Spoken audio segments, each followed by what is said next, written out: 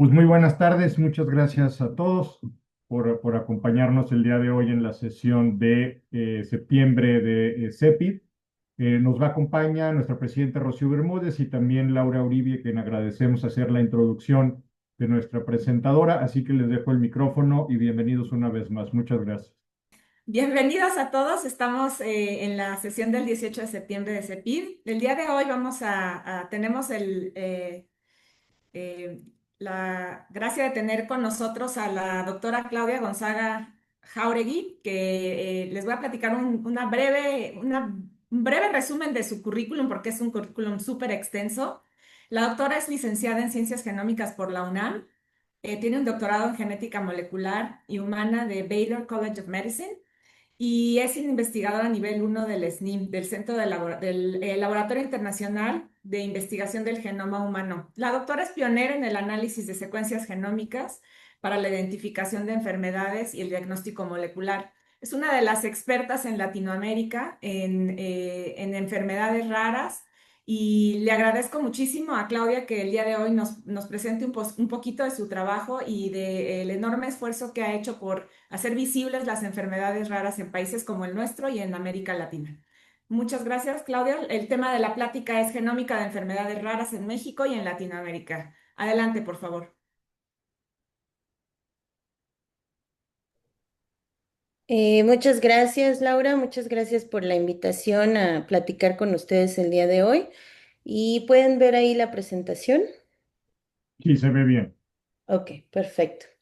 Pues sí, mi nombre es Claudia Gonzaga Jáuregui, soy investigadora en el Laboratorio Internacional de Investigación sobre el Genoma Humano y como Laura mencionó, les voy a hablar un poquito del trabajo que estamos haciendo en cuanto a la implementación de genómica para el diagnóstico de enfermedades raras y poco frecuentes en México y Latinoamérica. Y un poquito del contexto de qué son estas enfermedades raras, pues son condiciones que se definen por su baja prevalencia en la población general, es decir, que ocurren raramente, infrecuentemente en la población general. Esta baja prevalencia, la definición cambia un poquito de país a país. Entonces, en Estados Unidos, por ejemplo, tenemos que una enfermedad rara es aquella que afecta a menos de 200,000 estadounidenses, de acuerdo al Orphan Drug Act de 1983.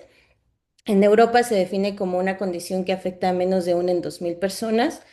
Y en el caso de Latinoamérica y el Caribe, que en nuestra región que incluye 33 países, también hay diferentes definiciones. En Argentina, Chile, México, Panamá y Uruguay se define como una condición que afecta a menos de 5 en 10,000 personas. En Brasil es una condición que afecta a menos de 65 en 100,000 personas. En Colombia, 2 en 10,000 personas o 1 en 5,000. Sin embargo, también en muchos países de Latinoamérica no hay una definición específica de lo que es una enfermedad rara. Aunque, como les mencionaba, estas enfermedades individualmente ocurren a estas bajas prevalencias, se han reportado en la literatura científica poco más de 7,000 enfermedades. Entonces, en conjunto, estas 7,000 enfermedades calculamos que afectan alrededor de 6 a 8% de la población mundial. Esto es alrededor de 300 a 350 millones de personas en el mundo. Y en el caso de Latinoamérica y el Caribe es alrededor de 50 millones de personas. En México solamente estimamos que hay 10 millones de mexicanos que viven con una condición rara o de baja prevalencia. Y si tomamos en cuenta pues que en nuestra región de América Latina y el Caribe tenemos una gran proporción de personas indígenas y de poblaciones indígenas u originarias, alrededor de 50 millones de ellos en la región. Entonces calculamos que entre 3 y 4 millones de estas personas van a tener una enfermedad rara. Esto también es importante porque sabemos que, sobre todo para el caso de enfermedades recesivas, estas van a tener una mayor prevalencia en poblaciones con cierta historia sociodemográfica, donde hay mayor consanguinidad o que son poblaciones aisladas y que justamente por este aislamiento llegan a tener una mayor tasa de estas enfermedades recesivas. También sabemos que pues estas personas, principalmente de ancestría indígena, tienden a tener un menor nivel socioeconómico y por tanto un menor acceso a servicios de salud y servicios sociales que son de relevancia pues para vivir y manejar estas condiciones raras. También es importante mencionar que alrededor del 80% de estas enfermedades tienen un componente genético muy importante, es decir, un factor genético altamente penetrante, donde el factor ambiental sí va a tener que ver, pero mucho menos, comparado pues con las condiciones que llamamos comunes o complejas, donde hay una mayor interacción entre la genética y el ambiente. En el caso de estas enfermedades, la mayoría de ellas va a afectar a niños, ya sea que se presenten de forma congénita, que se pueden observar desde el nacimiento, o que empiezan a desarrollar los primeros síntomas durante la infancia de los niños. También sabemos que alrededor de 6.800, poco más de 6.800 de estas condiciones, sabemos cuál es la causa molecular específica, es decir, cuál es el gen específico que está afectado para estas condiciones. Sin embargo, solamente 5% de estas condiciones tienen un tratamiento disponible actualmente. Otro 5% está en desarrollo, están en pruebas clínicas. Todavía no está necesariamente disponible para los pacientes, pero incluso sumando esto, solo 10% de las enfermedades raras van a tener algún tratamiento disponible actualmente o en desarrollo. Y bueno, esta es una gráfica que me gusta poner un poco para enfatizar esta parte de todas las enfermedades que estamos considerando. Esta gráfica la puso esta iniciativa que se llama Rare as One. Y obviamente no, la idea no es leer cada una de estas condiciones, pero tomar ese mensaje de que son muchas condiciones y en agregado pues van a afectar a una importante proporción de la población. Como ya les mencionaba, el 70% de estas condiciones van a iniciar sus síntomas en la infancia, ya sea desde el nacimiento o durante los primeros años, y para alrededor de 6.800 de estas condiciones ya sabemos la causa genética específica. Esto es importante porque significa que pueden ser diagnosticadas mediante estudios del ADN de estos pacientes. Y en este caso, pues estas enfermedades genéticas, enfermedades raras que son genéticas, nuestra capacidad de diagnosticarlas ha ido evolucionando con el tiempo y ha ido muy de la mano con el desarrollo de diferentes tecnologías que nos han permitido estudiar el ADN de personas con estas enfermedades genéticas a mucha mayor resolución, comenzando desde el cariotipo que nos permitió la detección de anormalidades en el número o la estructura de cromosomas, incluyendo pues la identificación de síndromes de alteraciones numéricas de los cromosomas como síndrome de Down, las trisomías 13-18, síndrome de Klinefelter o síndrome de Turner.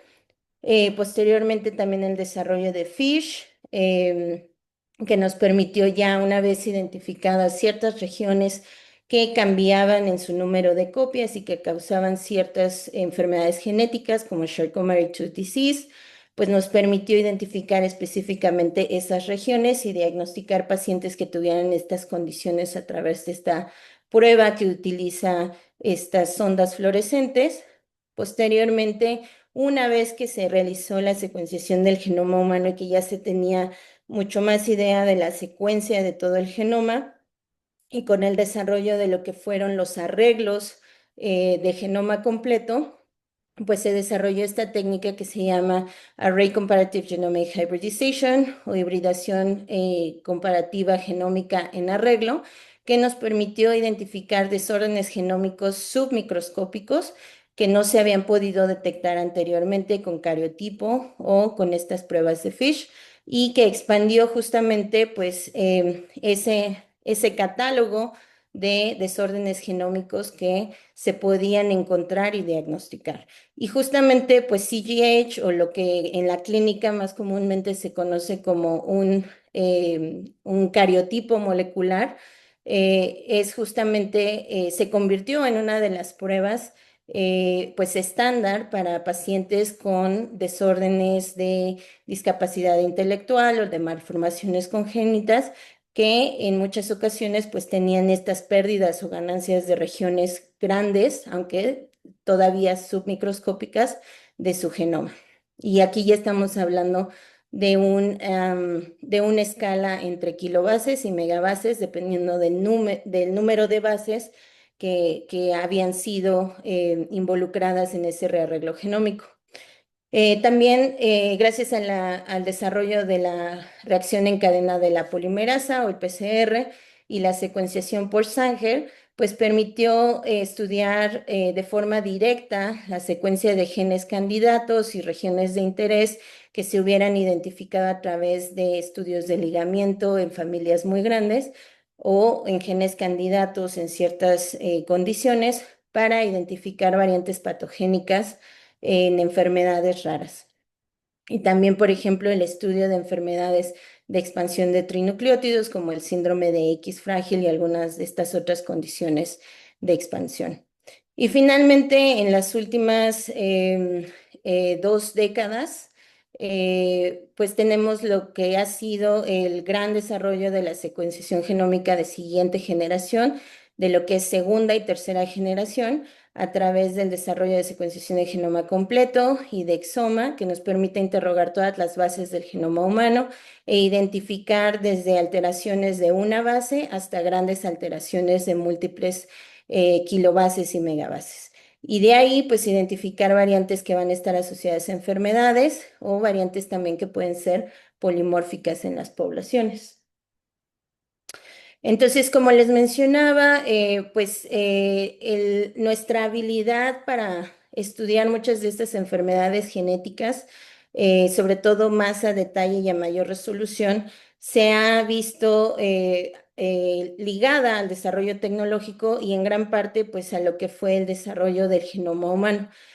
Una de las consecuencias o de los objetivos que también tuvo el proyecto de genoma humano fue justamente continuar desarrollando las tecnologías de secuenciación genómica para disminuir ese precio y mejorar pues el rendimiento de estas tecnologías. Y pues cuando se secuenció el genoma humano, que costó 2.000 millones de dólares, actualmente y a través de los años con el desarrollo de tecnologías de segunda generación y más recientemente tercera generación y la mejora de estas tecnologías, pues hemos visto un descenso en el costo de la secuenciación genómica que ha sido bastante importante y considerable, de tal manera que eso nos ha ayudado ahora a secuenciar miles o millones ya de exomas y genomas humanos completos. Pero inicialmente, alrededor de 2008, pues justamente había esta duda de qué tanto iba a ser posible utilizar estas tecnologías que en ese entonces todavía eran bastante caras para justamente estudiar enfermedades genéticas. Y bueno, como Laura lo mencionó al inicio, yo realicé mi doctorado en Baylor College of Medicine y ahí fue justamente cuando decidimos realizar este estudio de prueba de concepto para ver si a través de la secuenciación de genoma completo nos era posible encontrar la causa específica de una enfermedad genética. Entonces, este fue un artículo que publicamos en 2010 en el New England Journal of Medicine, donde realizamos la secuenciación de genoma completo de un paciente con Charcot-Marie-Tooth neuropathy y encontramos 2 variantes en este gen, SH3TC2, que estaban cosegregando en los individuos afectados de esta familia y que estaban asociadas justamente a esta enfermedad genética en la familia, que hasta este momento no había tenido un diagnóstico. Y con esto, pues justamente se demostró que a pesar de que tenemos muchas variantes, millones de variantes en el genoma humano, es posible a través de secuenciación genómica y del análisis y segregación de variantes, identificar específicamente el gen y las variantes que van a causar enfermedades genéticas. Y bueno, esto, como pueden ver aquí, fue cubierto por el New York Times, porque fue ese primer ejemplo de la implementación de secuenciación genómica para una enfermedad genética, ¿no? Abriendo justamente pues ya todo lo que ahora es la implementación de genómica médica, genómica clínica. Y bueno, desde entonces, aquí yo les mencionaba 2010, fue cuando publicamos ese artículo, otros 12 artículos, sobre todo de implementación de exoma, que fue cuando se empezó a desarrollar y a implementar el exoma, la secuenciación de exoma, la captura de los exones del genoma humano a partir de 2010, junto con el trabajo que realizamos nosotros, es donde empezamos a ver esta contribución de la genómica, pues al estudio de lo que son las enfermedades raras. Entonces, en esta gráfica, a partir de 1986, en naranja están los genes que se reportaron por año asociados a enfermedades genéticas y como pueden ver a partir de 2010, pues este gran boom que tuvimos gracias a la genómica en la identificación de nuevos genes causantes de enfermedades genéticas. Y bueno, esto lo resumimos o tratamos de capturar al menos los primeros 20 años de esta revolución genómica en el estudio de enfermedades raras en este libro que publicamos en 2021. Desafortunadamente y a pesar de estos avances, pues todavía tenemos que la gran mayoría de los pacientes que viven con enfermedades raras o poco frecuentes viven esta odisea diagnóstica, que es este viaje errático muy complejo que está un poco ilustrado en esta diapositiva, donde a partir del inicio de los síntomas, pues los pacientes, las familias van con un especialista, con otro, tienen diferentes pruebas. Muchas veces estos exámenes no son informativos o son inconclusos o llegan a ser negativos. Eventualmente, idealmente, alguien los referirá con un genetista y entonces les harán un estudio genético y en un buen porcentaje sí tenemos un diagnóstico directo y específico a partir de la secuenciación genómica. En algunos otros casos no hay diagnóstico, no en todos, y ahorita les voy a mencionar, no en todos vamos a tener un diagnóstico actualmente. Pero pues esto al menos a las familias y los pacientes que logran tener un diagnóstico molecular ya les da esa respuesta acertada y eso permite pues facilitar el asesoramiento genético, encontrar una comunidad, encontrar formas de cómo manejar mejor la condición.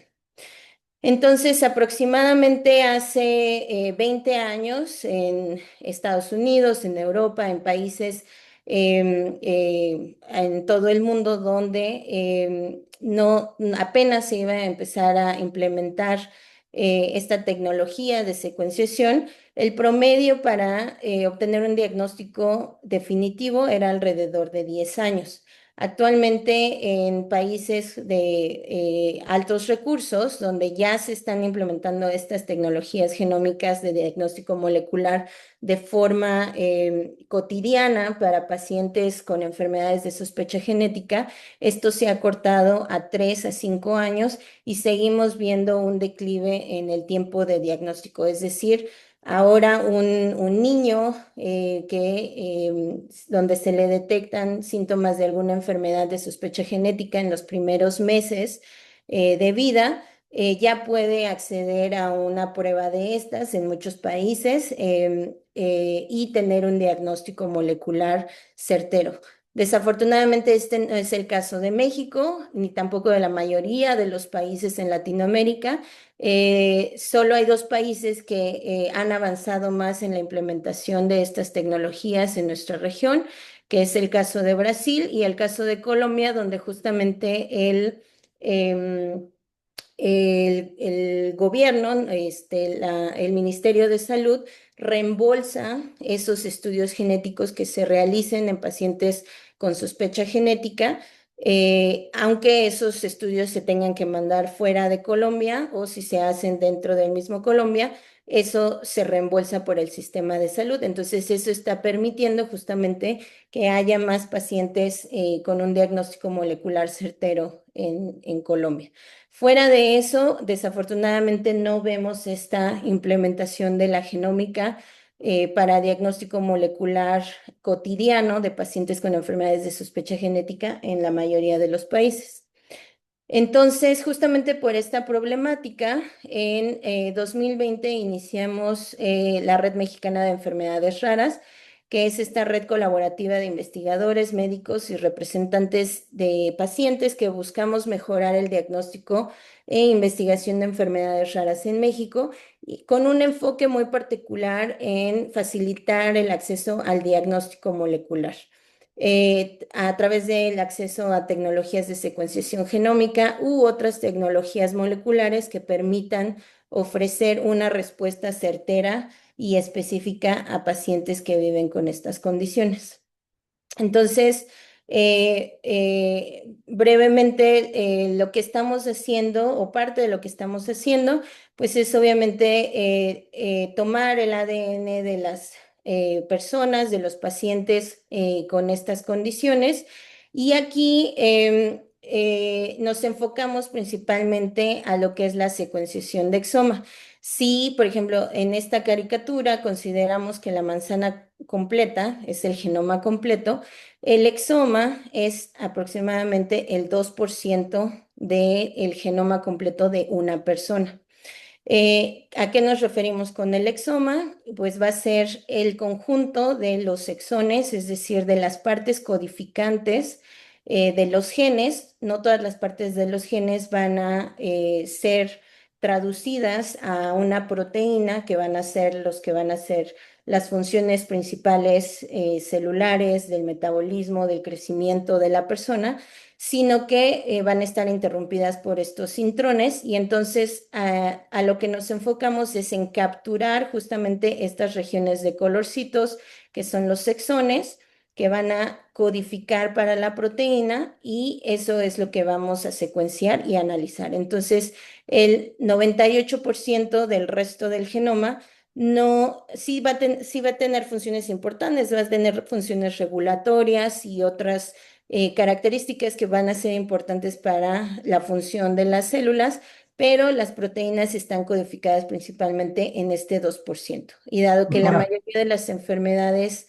genéticas están causadas por cambios o por errores en la secuencia de estas proteínas, pues entonces nos vamos a enfocar en esta fracción. Ok. Bueno, entonces, pues justamente a partir de 2022 iniciamos este proyecto de secuenciación genómica de pacientes con enfermedades raras y no diagnosticadas en México. Y en este proyecto, principalmente los pacientes nos son referidos por médicos colaboradores de la Red Mexicana de Enfermedades Raras. Estos generalmente son pacientes que ya tuvieron una evaluación clínica y que pues se determinó que tienen una condición probablemente genética y que pues otras pruebas que podrían tener ya sea hayan sido negativas o muchas veces también son pacientes de bajos recursos que no pueden pagar pruebas moleculares. Entonces, en estos casos, estamos haciendo secuenciación genómica de exoma en trío, es decir, generalmente tenemos un paciente afectado y muchas veces tenemos mamá y papá no afectados por la condición y sin un historial familiar de la condición. Entonces hacemos la secuenciación del paciente, la mamá y el papá, ese es el trío, y el análisis de los datos genómicos, el seguimiento y los estudios funcionales los hacemos en el IG, en la UNAM, aquí en Querétaro. De los pacientes que hemos secuenciado hasta la fecha, aproximadamente el 30% tienen variantes en genes conocidos, algunos de ellos tienen variantes nuevas que no se han reportado anteriormente y les voy a hablar de un ejemplo así.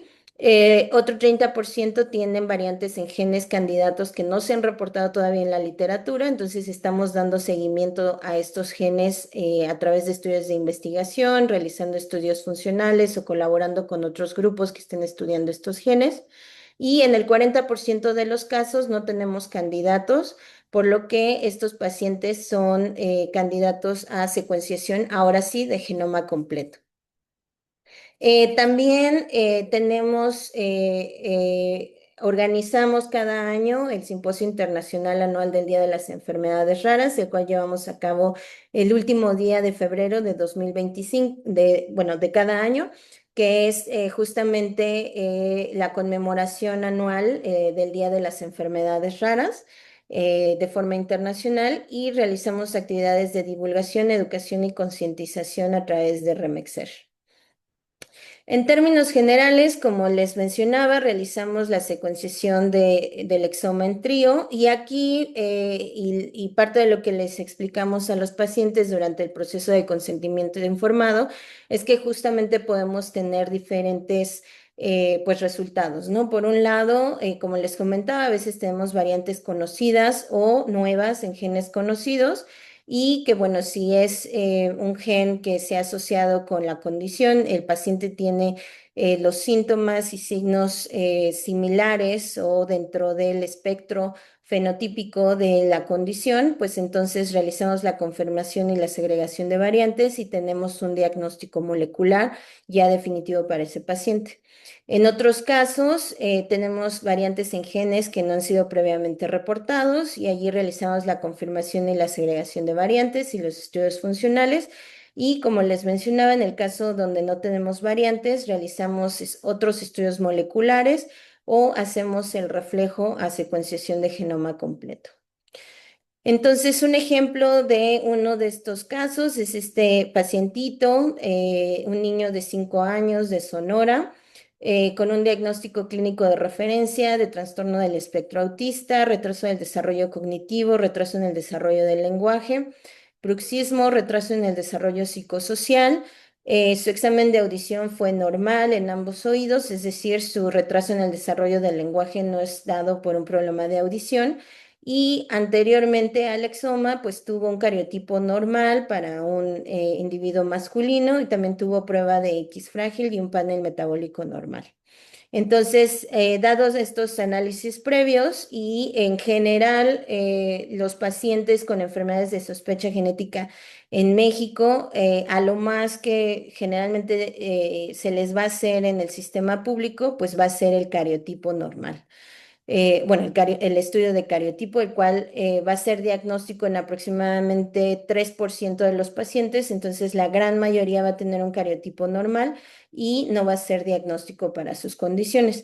En este caso, como les mencionaba, realizamos la secuenciación de exoma en este paciente y sus familiares, y detectamos una mutación de novo en este gen que se llama PPP2R5D.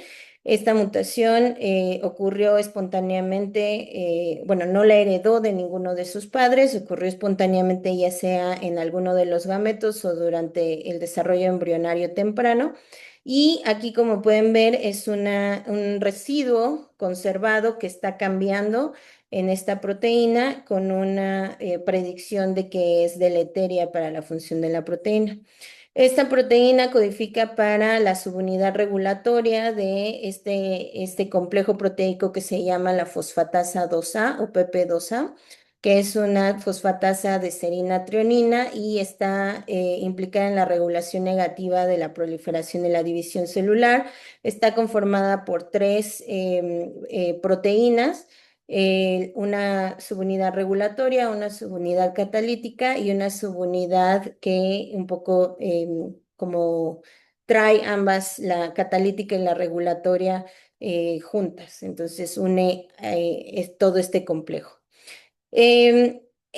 Mutaciones en este gen PPP2R5D ya se habían asociado con este síndrome Hauch-Janssen Syndrome tipo 1, y en estos pacientes esto se reportó en 2015 por Hauch et al.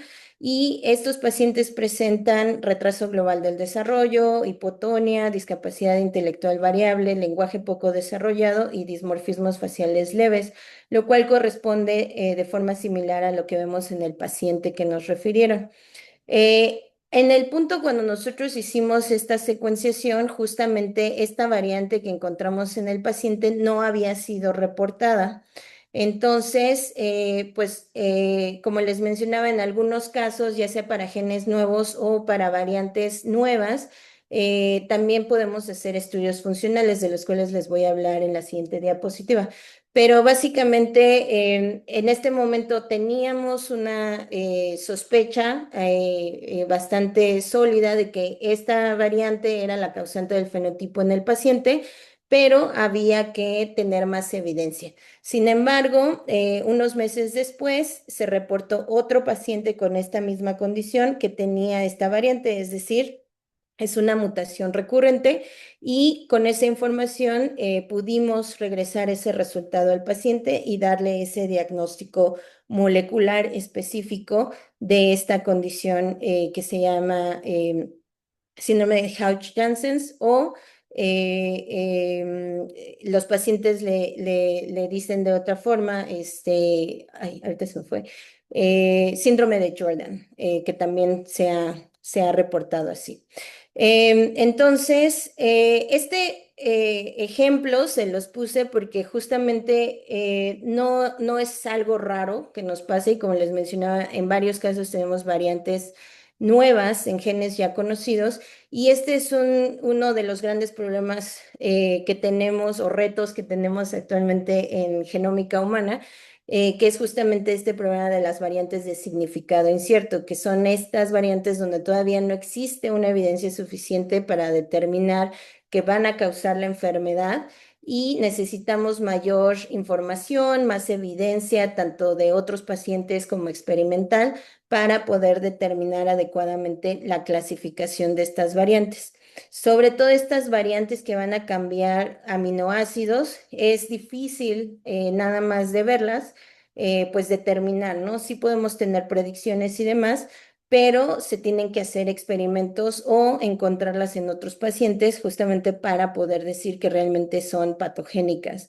Entonces, debido a esto, pues en el laboratorio también hemos montado lo que se llama modelado funcional, donde utilizamos este gusanito, es un gusano microscópico que se llama Cenorhabditis elegans, y pues lo utilizamos principalmente para estudiar desórdenes neurológicos porque es todo su mapa de destino, es decir, cómo se van a diferenciar todas sus células, está bien definido, tiene un sistema nervioso, tiene los componentes del sistema nervioso que aunque más simple que el humano, son los mismos componentes, y entonces eso nos permite estudiar el efecto de variantes específicas en genes que están bien conservados entre el humano y el nemátodo en este organismo modelo. Y entonces justamente este gen es uno de los que estamos estudiando en esta plataforma de modelado funcional in vivo y también tenemos capacidad para realizar estudios in vitro utilizando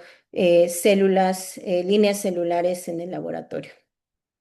Y bueno, este es un resumen de los diferentes desórdenes y genes, algunos de ellos que hemos diagnosticado a través de este proyecto de secuenciación. Es un proyecto de investigación, entonces justamente pues vamos un poco lento por la falta de recursos a la investigación, pero como pueden ver hemos tenido varios pacientes diagnosticados y otros que como les mencionaba estamos dando seguimiento a genes nuevos asociados a enfermedad. Ahora, en esta última parte, yo les mencionaba, bueno, les quiero hablar de esta parte del registro, porque yo les mencionaba anteriormente que en México calculamos que hay alrededor de 10 millones de mexicanos que viven con una enfermedad rara o de baja prevalencia, pero la realidad es que no sabemos cuántos hay exactamente. Es por esta razón que también en 2022, justamente el 28 de febrero de 2022, lanzamos este proyecto que se llama Estudio de Prevalencia y Necesidades de Diagnóstico de Pacientes con Enfermedades Raras y Poco Frecuentes en México, o más simplemente Registro Mexicano de Enfermedades Raras, donde es un autorregistro. Les pedimos a los pacientes que ellos mismos vayan, se registren si tienen una enfermedad que es considerada rara, se registran ellos mismos o en el caso de pacientes menores de edad o que tienen alguna discapacidad que no les permite hacer el registro ellos mismos, el padre, madre o algún guardián legal puede hacer el registro por ellos.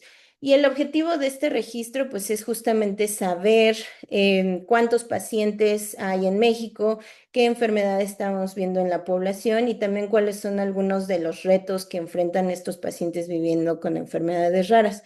Y publicamos a finales del año pasado el artículo de los resultados del primer año del registro.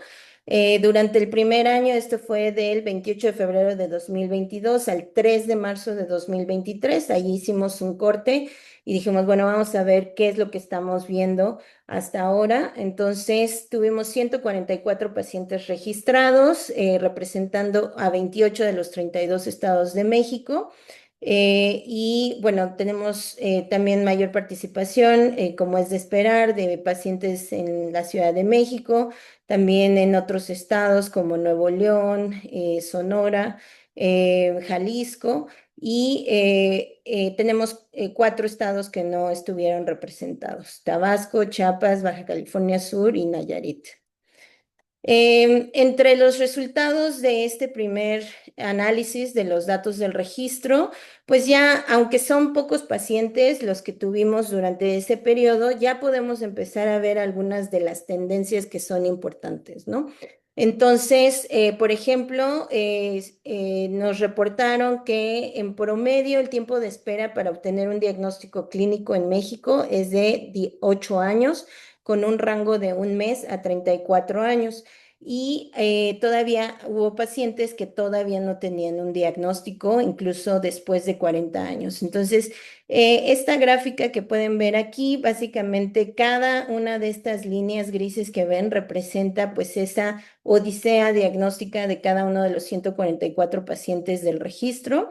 El puntito azul representa la edad a la que iniciaron sus síntomas y en el caso de las crucecitas amarillas es la edad a la que recibieron un diagnóstico clínico y en el caso de las crucecitas rojas es la edad a la que se registraron, llenaron el cuestionario del registro y que todavía no tenían un diagnóstico. Entonces, como pueden ver, tenemos esta tendencia de que, bueno, pacientes más jóvenes, pues afortunadamente ya están teniendo un mejor acceso y un menor tiempo de espera de un diagnóstico clínico. Sin embargo, pues tenemos pacientes todavía con unas odiseas diagnósticas bastante largas en México. También nos reportaron que en promedio visitaron a 6 especialistas para obtener un diagnóstico clínico y 32% de los pacientes reportaron haber visitado a 10 o más especialistas para conseguir ese diagnóstico. Estas son algunas enfermedades, bueno, estas son todas las enfermedades que están capturadas dentro de los 144 pacientes del primer año y como pueden ver, pues tenemos principalmente enfermedades neurológicas, enfermedades inmunes y también enfermedades multisistémicas. En cuanto a la parte de diagnóstico molecular, que pues es uno de los temas que nos interesa más y que justamente por eso estamos realizando esta parte de acceso a diagnóstico a través del proyecto de investigación, nos interesaba saber, bueno, qué está pasando, si es un problema de acceso a las pruebas o es un problema de aceptación de las pruebas. Entonces, aquí hicimos una pregunta donde les decíamos a los pacientes, bueno, en algún momento alguno de los médicos especialistas le ha mencionado que su enfermedad puede ser genética. Y el 71.5% dijeron sí. Alguien me ha dicho alguna vez que mi enfermedad puede ser genética. De esos, sin embargo, solo 39.5 fueron referidos a un genetista, es decir, tenemos una subreferencia a médicos especialistas, en este caso genetistas, a pesar de que hay una sospecha de una enfermedad genética. Solo 27.7% tuvo pruebas moleculares para tratar de encontrar la causa de la condición y solo 17.3 cuenta con un diagnóstico molecular. Entonces, tenemos esta falta de referencia hacia especialistas en genética y también una falta de oferta, digamos, de pruebas genéticas y pruebas moleculares para encontrar el diagnóstico.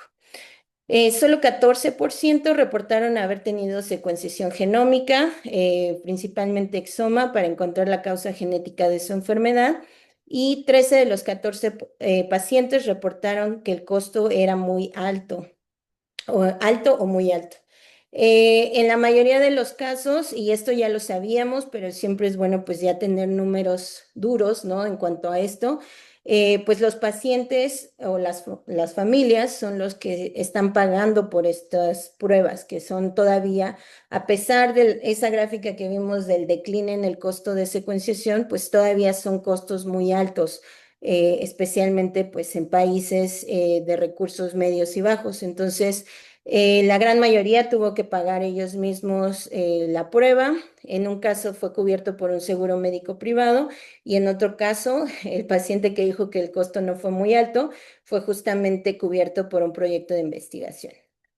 Eh, Aquí también lo que queríamos saber es justamente si, bueno, estas pruebas no se están haciendo porque los pacientes no quieren o porque no se les están ofreciendo. Y en la mayoría de los pacientes, 87.4% de los registrados consideraron que tener el diagnóstico genético de su enfermedad podría ser útil y 82.6% dijeron que ellos estarían interesados en tener pruebas genéticas si éstas estuvieran disponibles y accesibles. Entonces, de nuevo, no es una cuestión de que los pacientes no quieran tener estas pruebas, sino que no están siendo accesibles para ellos o no se les están ofertando.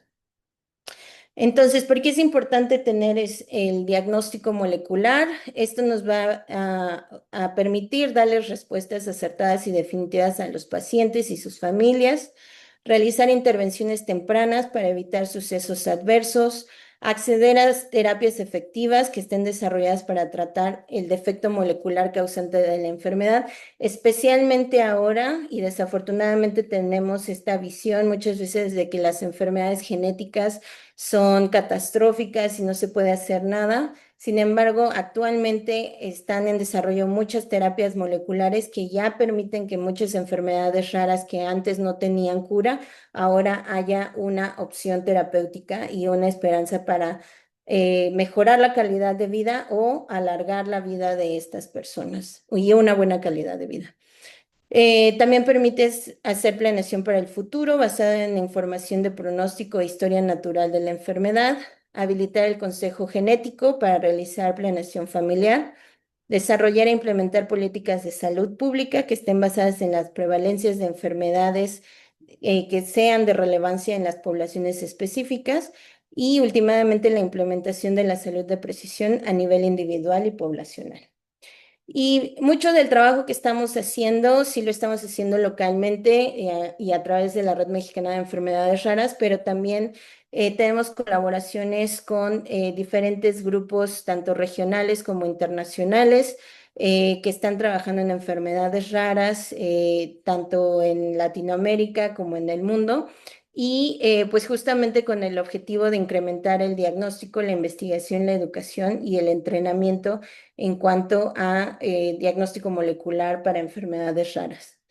Y en este sentido, una de las iniciativas en las que hemos estado trabajando también es esta colaborativa para enfermedades poco frecuentes en el Caribe y América Latina, CEPCAL, donde a través del trabajo de estos 8 grupos temáticos, pues estamos tratando de avanzar justamente en los diferentes aspectos que son de relevancia para la comunidad de pacientes y familias que viven con enfermedades raras, desde legislación y regulación, redes de investigación, acceso a tecnologías de diagnóstico molecular, que es muy importante, como ya lo mencioné. Y justamente aquí vamos a empezar un proyecto piloto a nivel de Latinoamérica para poder facilitar acceso a diagnóstico genómico para familias de diferentes países de Latinoamérica, acceso e implementación de tecnologías de la información, cuidado integral e implementación de centros de excelencia, acceso a ensayos clínicos, terapias y tratamientos. También hacemos mucho trabajo de divulgación, educación y capacitación, justamente para que no solo los pacientes, las familias, sino también el público en general tengan mucha más educación y concientización sobre enfermedades raras y pueda haber una mayor demanda de este tipo de tecnologías y de pruebas moleculares para pacientes que viven con estas condiciones. Y, por supuesto, mantener en mente siempre la diversidad, equidad y representación de poblaciones indígenas en la región. Eh, bueno, en resumen, las enfermedades raras son un importante tema de salud pública. Como ya les mencioné, tienen un importante componente genético y se pueden diagnosticar molecularmente. Nuestra capacidad para diagnosticar y estudiar estas enfermedades ha ido ligada de la mano del desarrollo de tecnologías moleculares y actualmente la utilización de tecnologías genómicas acoplado con el análisis bioinformático facilita mucho el diagnóstico molecular de estas enfermedades. Desafortunadamente, pues no se está aplicando estas tecnologías equitativamente y ampliamente para todos los pacientes que se pueden beneficiar de estas tecnologías. Obtener un diagnóstico temprano y certero es esencial para el manejo y tratamiento de las enfermedades raras.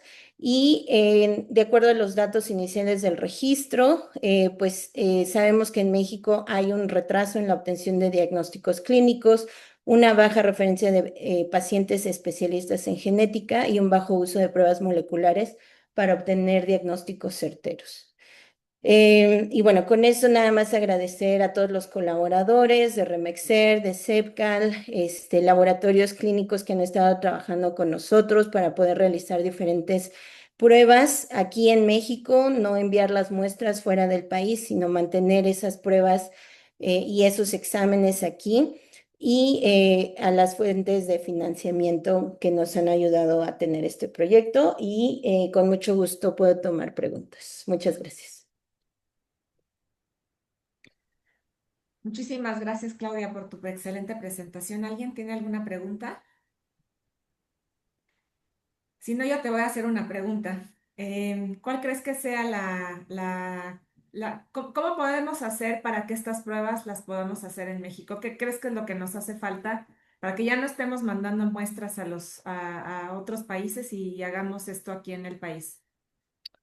Pues yo creo que son varios aspectos, ¿no? Por un lado, pues sí, más concientización, ¿no? De los médicos tratantes de, pues tratar de hacer las pruebas en laboratorios locales.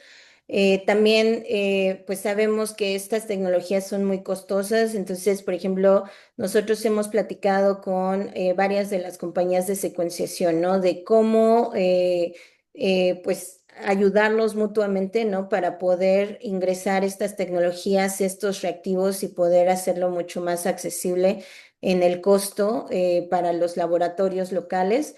Pero también allí necesitamos pues apoyo de las autoridades, ¿no? Autoridades de salud, autoridades regulatorias, y gobierno, ¿no?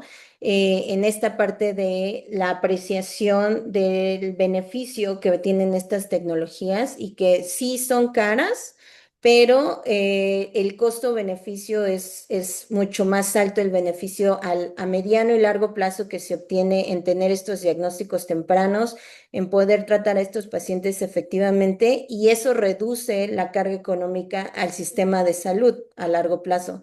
Entonces, creo que allí sí, por un lado, autoridades de salud y gobierno, por la parte de por ejemplo, reducir o eliminar, ¿no? Sería ideal los aranceles para este tipo de tecnologías, ¿no? Que nos permita justamente bajar esos costos para poder realizar secuenciación de forma local y también, pues, apoyar tanto la parte de investigación, ¿no? Como lo que estamos haciendo nosotros con financiación para investigación, pero también apoyo a la implementación de estas tecnologías en el sector público para que los pacientes puedan tener acceso. Pueden ser, por ejemplo, modelos como el que mencionaba que ha adoptado Colombia, ¿no? Donde se hace un reembolso de ese costo para garantizar que los pacientes tengan acceso a las pruebas que son necesarias y tener un diagnóstico acertado.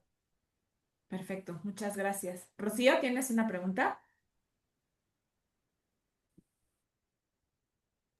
Hola, Hola, buenas tardes. yo voy, ¿verdad, Lau? Sí, Rocío, porfa. No, perdóname. Yo un poco en el sentido de lo que comentaba Lau, agradecerte, Claudia, por la presentación tan relevante en estos días. Mi querido Vic no me lo va a dejar mentir. Yo creo que una de las grandes problemáticas que estamos enfrentando es que muchos de los médicos, aun y cuando están viendo que las enfermedades raras están viniendo por parte de los pacientes, una vez que alguien logra transmitir una prueba, ya sea citogenética, un exoma de un lado, llegas a la consulta y no saben interpretarla. Yo estoy viendo que hay un gran reto y un gran oasis de vacío de decir, ¿qué vamos a hacer en educación continua en la comunidad médica? Porque a mí me llega, nosotros hacemos genética y de pronto es, oye, pero este niño no saben interpretarla. Entonces va el pediatra, pero va el neurólogo, pero se requiere un genetista particular para poderlo asesorar. Y a veces gastan muchísimo dinero en cosas que no eran necesarias, justo por el acompañamiento. Al final le dan el clavo. Llegan al médico y te dicen, oye, qué padre que te lo hiciste. No sé qué tratamiento darte. Cuando el origen de esto es hacer una medicina personalizada. Lo vimos en oncología, pero hay otras enfermedades, seguramente tú lo ves, sistema nervioso central, la parte infantil, ¿no? Tú arrancaste, los niños empiezan con este tema. ¿Qué ideas tienen tú de estás del otro lado para poder ayudar en información a la comunidad médica? Sí, bueno, aquí hay varias cosas y sí, o sea, sabemos que ese es un gran problema, ¿no? Desde, o sea, ni siquiera yéndonos a la parte de interpretación de la prueba genética, sino desde el inicio, ¿no? De reconocer que este paciente puede tener una enfermedad genética y como decíamos, ¿no? Hacer la referencia adecuada o pensar en cuál prueba es la adecuada. Y si es cierto, nos ha tocado también eso, ¿no? Que nos dicen, no, es que me mandaron a hacer un cariotipo. Y es decir, pero pues, no necesitas un cariotipo, ¿no? Necesitas a lo mejor un microarreglo cromosomal o una secuenciación. Pero bueno, allí son varias cosas las que estamos haciendo. Por un lado, como les mencionaba, a través de Remexer, sí tratamos de hacer pues seminarios también con CEPCAL, webinars y demás para educar sobre diferentes enfermedades genéticas, cuál es la base genética, cómo reconocerlas y demás. Todo eso está disponible en los canales de YouTube, tanto de Remexer como de CEPCAL. También, por ejemplo, con la Red Latinoamericana de Genética Humana, estamos planeando un curso justamente enfocado hacia médicos de primer contacto y, bueno, público en general, pero sobre todo para médicos, para pues educarnos sobre esta parte de genética. Otra parte es que también incluso, ¿no? Los médicos en general, los médicos genetistas, son pocos médicos genetistas en México para lo que es la necesidad. Y también en general, pues son actualmente los que hacen todo, ¿no? Desde la evaluación, el asesoramiento, el pedir la prueba y la interpretación o a veces es otro especialista, ¿no? El que manda a pedir la prueba. Entonces, sí, bueno, yo personalmente creo que necesitamos esta profesión de asesoramiento genético. Es una profesión que en México no existe, en Latinoamérica no existe, excepto por Cuba, que tienen un programa, y necesitamos tener personal especializado justamente en aconsejar, en asesorar a estas familias, en asesorar a los especialistas, es decir, cuál es la prueba recomendada y en hacer la interpretación y dar ese seguimiento y el acompañamiento a las familias. Entonces, ahorita justo pues del lado de la UNAM estamos tratando de iniciar un programa de asesoramiento genético en México para empezar a entrenar a estos especialistas porque creo que estamos viendo apenas la puntita del iceberg, ¿no? O sea, si tomamos la experiencia de lo que ha sido los últimos eh, eh, 15 años, ¿no? En cuanto a la adopción de genómica en países de altos recursos, se nos va a venir un tsunami de gente que tiene pruebas genéticas y de resultados que no se pueden interpretar y necesitamos gente dedicada para justamente hacer esas interpretaciones y dar ese acompañamiento a los pacientes y las familias. Entonces, eso es algo que también estamos tratando de gestionar, pues entrenar profesionistas especializados en asesoramiento genético y también pues hemos platicado tanto con Facultad de Medicina de la UNAM como con estas organizaciones de estudiantes de medicina para incluir o darle más peso a la parte de genética en la educación médica en México para crear mucha más conciencia y justamente que puedan reconocer estas enfermedades raras de forma más temprana.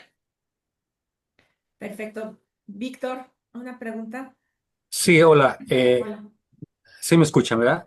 Sí. Yo creo que el 90% de lo que iba a preguntar ya casi tiene la respuesta. Básicamente, mi participación sería solicitar a dar un tipo de seguimiento, sea a través de YouTube o de la página que tengan ustedes, cómo poder seguirlos para que ese entrenamiento profesional lo pudiéramos por lo menos conducir de la mejor manera posible. Nosotros estamos iniciando algo sobre la parte de epigenética que finalmente en algún momento van a unirse ambas líneas de trabajo con los pacientes para precisamente depurar los protocolos que nos lleven a ello. Porque si no tienes razón, va a llegar un tsunami que alguien no entiende o no le dan un diagnóstico certero y en automático va a pensar en una cuestión genética.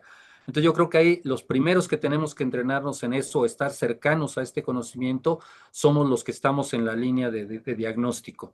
Y a mí me gustaría pedirte de favor, Claudia, que nos pudieras dar una liga, dónde seguirte, o seguir a un grupo que seguramente ustedes pertenecen ya a uno, en donde pudiéramos irnos documentando cada vez más del avance que tienen estos protocolos que son generados por profesionales como ustedes. Sí, sí, sí, definitivamente, bueno, aquí están, las ligas, lo que es Remexer, Sepcal, estamos justamente trabajando en el temario de este curso que les mencionaba de enfermedades raras, que es un poco basado en el libro que publicamos, pero con pues ya webinars y demás a través de la plataforma de la Red Latinoamericana de Genética Humana, justamente para pues incrementar esa concientización y ese conocimiento, ¿no? Incluso de especialistas que sepan, bueno, cuál es la prueba más adecuada, ¿no? Basada en la sospecha clínica y justamente no tener estos eventos, ¿no? De, bueno, le voy a recomendar un cariotipo, pero en realidad necesita otra prueba y cosas así. Tal vez sería Ok. bueno, no sé qué opinas, Rocío, que tengamos toda esta información para que le invitemos a todos los miembros de Comer a que se unan a todos estos cursos y a todas estas capacitaciones que son importantes para este tema, ¿no? Claro. Hay una última pregunta, no sé si te da tiempo de contestarla, Claudia. Te felicitan por la exposición y preguntan qué opinas sobre el rol, no solamente de capacitar a los profesionales de salud, sino a la población en general sobre estos estudios. Sí, yo creo que es súper importante, bueno, obviamente comenzando desde pacientes y familias, porque también allí pues hay un desconocimiento, ¿no? Muchas veces porque Sí, pues justamente los mismos médicos no les dicen, y nos ha tocado que le decimos al médico, ¿no? Bueno, han pensado en exoma o secuenciación, ¿no? Y nos híjole, dice, mano. pues sí, o sea, sabemos que este paciente se puede beneficiar, pero ¿para qué le decimos Es siquiera que que estas ahorita pruebas ya, o sea, existen? dice aquí Si no las pueden pagar, son muy costosas, menos no de un son minuto accesibles, y ¿no? estoy a medio. Entonces, allí también creo que es importante desde los Por pacientes, favor, las familias, ¿no? intervenga, Empezar a pero que no se hacer dispare en menos de un eh, minuto. mucho más conocimiento de estos temas, de que estas enfermedades pueden diagnosticarse molecularmente, de que pidan esas pruebas, porque también de ahí va a venir, ¿no? Que justamente las autoridades de salud digan, ok, tenemos que